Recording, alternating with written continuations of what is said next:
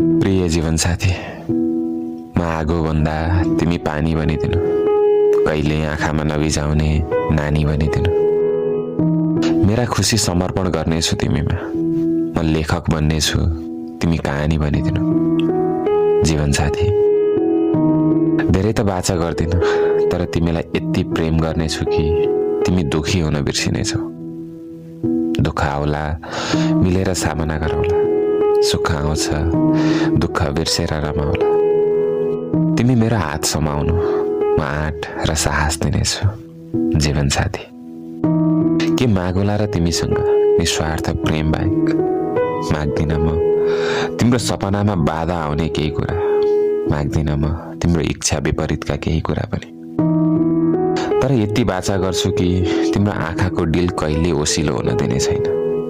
यति बाचा गर्छु कि तिम्रो ओठबाट हाँसो कहिले टाढा हुन दिने छैन।